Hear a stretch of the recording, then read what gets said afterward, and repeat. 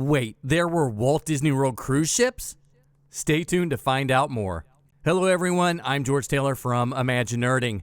Subscribe to my channel for videos on Disney history, Disney books, and amusement parks.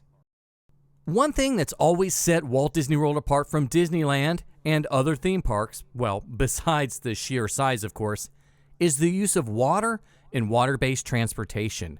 My obsession with the bob around and bob along boats is well documented, but there are other Vacation Kingdom of the World era watercraft that still need research and photographic evidence.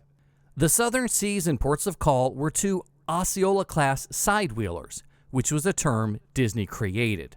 The ships were a little over 100 feet long and had a steam boiler operating a genuine gallows A-frame walking beam engine. Modeled after the type found on the steamer Francis Skiddy of the Gold Rush era, circa 1900s. Both were built in 1969.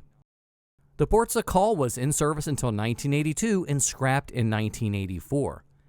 The Southern Seas was in service until 1975, scrapped in 1977, and the Southern Seas II was built in 1977, and the Southern Seas II used a steam engine which was much more reliable, and remained in some sort of service, mostly convention-based traffic, until it was dry docked and scrapped in 1997. A good friend of mine was able to provide these scans of photos that he took in the late 1970s of the cruise ships in action, and he's provided some commentary as well. He said, "Loved them. The side wheels were unique. You could walk to either side and behind them much closer than the riverboats. I think it was the two originals that would shudder a bit to get started.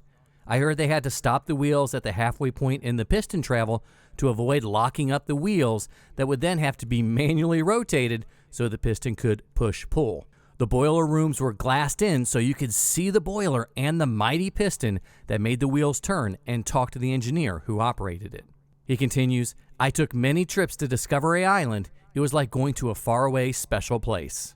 The Southern Seas II was my favorite, loaded with beautiful wood decks, railings, bright brass fixtures, bigger and better, a dance floor, bar, and bathrooms. On one special trip, I was a guest for an evening corporate party on the Southern Seas with live music and drinks. Totally magic with all of the lights to see and the water pageant.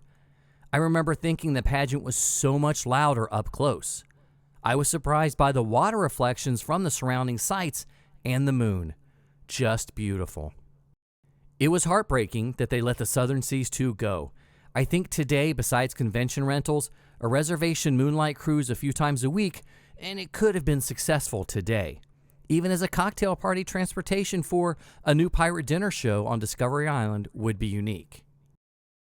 I'd like to thank my friend for sending these scans and sharing his stories about the Walt Disney World cruise ship, the Ports of Call, the Southern Seas I and II, and even the World Cruise.